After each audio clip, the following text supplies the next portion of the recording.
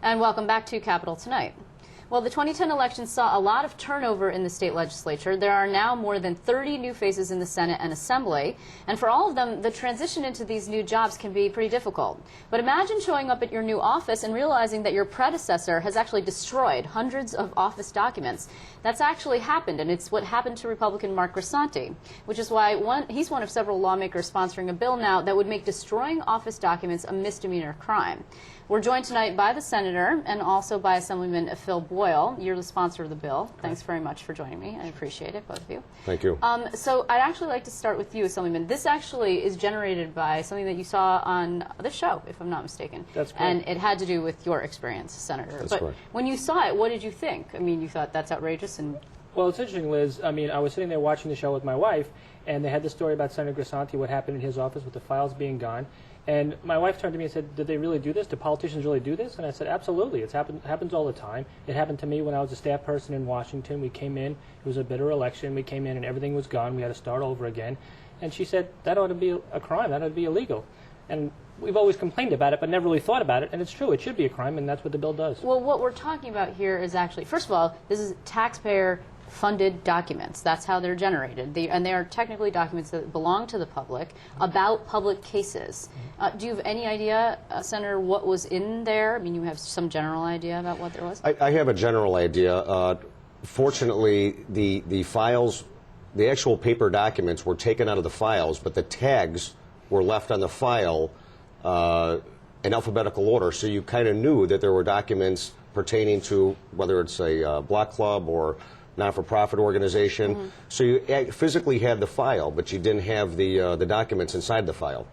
Okay, that's kind of strange. Yes. That's not a thorough shredding job.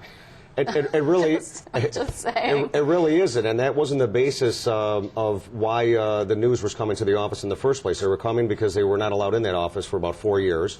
And when my staff arrived, I didn't know about it until earlier in the afternoon, but when my staff arrived, they called me and said there are absolutely no documents here whatsoever. Okay, well, first of all, we should also say everything else was there. Is that correct? So your furniture was there? The furniture, the computers, all that stuff, although the computers were shut down. But those weren't scrubbed, so aren't there files on the computer somewhere? No, they were gone. Okay, so they were actually gone also. So is there a provision in this bill that would address... Yes, written or electronic communication is covered. Did you speak to your predecessor about this? We're talking about Antoine Thompson, of course, a Democrat. That's correct. Who you defeated in the I did not hear from him, so I actually hand-delivered a letter on a Monday asking if I could sit down and have a conversation with him and to keep and secure certain records. And it was in the letter. I met with him on Tuesday for about 45 minutes. Again, reiterated that I'm sure that there are files dealing with constituents regarding all sorts of, I ran the gamut with him. Right. He said, well, we're doing some cleaning up and I'll leave certain files on my desk, which he did not. And what he did give me was just a computer printout sheet of people that had requested grants, not actually the applications, which I now know what they are, but the actual grants just on a printout sheet. And then he gave me a copy of his State of the 60th District book. Oh, right, that which became a sort of controversial issue because he printed it with taxpayer funds. Correct. Right? Okay. Correct. When you say that, Assemblyman, that this is actually prevalent and it happens a lot, there are other members actually of your colleagues in the legislature right now who say that this has happened to them this year or in recent years? This year. We have at least half a dozen that we know of. It's happened on Long Island, Staten Island, up in western New York, Niagara, and Buffalo. And it happens every time. In a couple different places. Usually it's an ugly transition, maybe a tough race, and but it's not always Republican versus Democrat, Democrat versus Republican. We have cases this year where a Democrat may have beat a Democrat in a primary. That person's bitter. The Democrat who won the primary wins the general election, and then the incumbent Democrat that they beat, and Republicans as well. So it's a nonpartisan issue. It's good government. So before we get to what might have been in those files and how you're addressing this issue, how is this going to work? Because it seems to me that building this kind of case and then following it through all the way, and would you have to demonstrate some sort of malicious intent? It would be difficult, perhaps. You have to, no, it has to happen knowingly or willingly on the part of the elected official, but it's not going to be a difficult thing. Arguably, some elected official could close out all his or her cases, and so there are none. But as a senator may see, and other people it may have happened to, they're going to start getting phone calls in a week or two. Mrs. Smith, hey, how's my case coming? We don't even know who you are. And that's when you contact the authorities and let the law enforcement do their work. Right, and you actually have bipartisan support for this piece of legislation. Multi-party. We have Republican, Democrats, and Independent. You have an independent... Fred Thiel from the Assembly. Oh, right, the only I forgot. independent. That's right. There's only one. There's only one of those. So are you getting those calls now? I mean, are people calling you and saying, hi, I'd like my... I mean, first of all, we're talking about constituent services. This is where the rubber meets the road for Correct. being a legislator, right? Correct. So, we actually received calls the same day that the television cameras were there, asking about certain files. And unfortunately, we had to tell them, your file is no longer in this office, and if you have duplicated materials, please send those over to us. And people are doing that with the help of the media, both television and radio. People are now understanding that I have to retrace my tracks and get the documents back over to our office, and that is happening. so there's going to be a backlog, and also there's going to be a time log, if I'm not mistaken, right? There is a backlog. It's a waste of taxpayers' money once again. I mean, this was done with taxpayer expense to create these documents. I consider them as public documents. They should never have been either thrown in the trash bin, which they were, or shredded. They should have been left alone. And now we have to duplicate all that material all over again.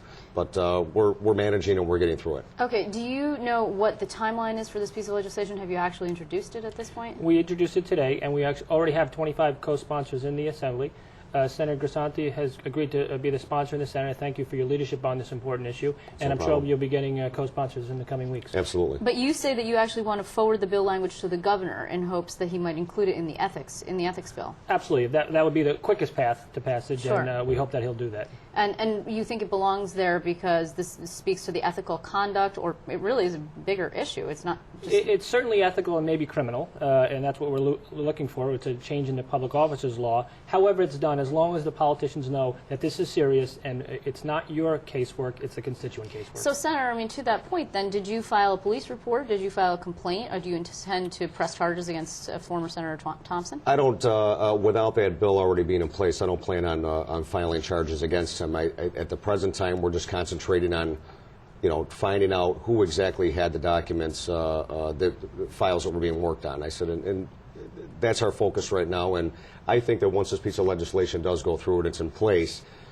you will see a lot less acts of this type of destruction on public records. So it would be sort of a preventative measure, if I you believe will. it would be. The reason why this is so nefarious, not just because people aren't getting services, but there's a political angle to it too, of course. I mean, we used to joke, actually, that Senator Alphonse D'Amato at the federal level, he was Senator Pothole, right? I mean, one of the things that he did, he was from your neck of the woods, right. One of the things that he did was focus on constituent services so significantly right. that despite the fact that their Democrats increased their dominance in Long Island, he managed to hold on until Senator Schumer finally took him out in a very tight race.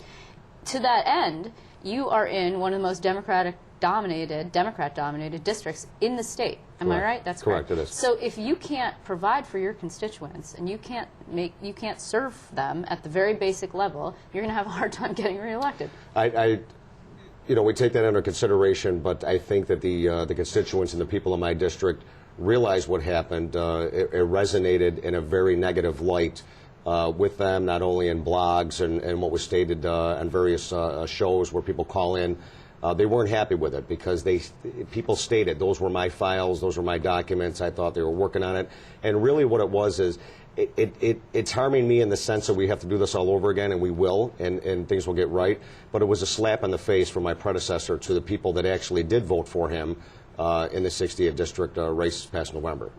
And we should also say this is cutting across party lines, as you mentioned, right? So Absolutely. We're talking here. Antoine Thompson happens to be a Democrat. You are a Republican. You are also a Republican. But this is not. Well, we had Democrats today, and I think it happens only this year because obviously more Republicans won this year. It was a Republican year, as they say. Right. Next time it's going to be a Democratic year, and we do not want Republicans to do this either. Absolutely. Is it? Do you believe that it'll be a Democratic year in 2012 because of the? You're in trouble now, Assemblyman, because of the presidential campaign. I would assume is probably that was a hypothetical statement. But in a Democratic year, I would not. When more Republicans lose, for example, I do not want them acting this way, regardless of party. Right, Yeah. right. And also we've heard of all of those sort of federal stories about taking out the keyboard keys for specific keyboard keys. It's clearly not conduct that is befitting an elected official. Okay, No. I want to thank you very much for pleasure. joining Thank me, you. Assemblyman Boyle and Senator Grisanti. It's good to have you both here. Okay. We'll be following the bill.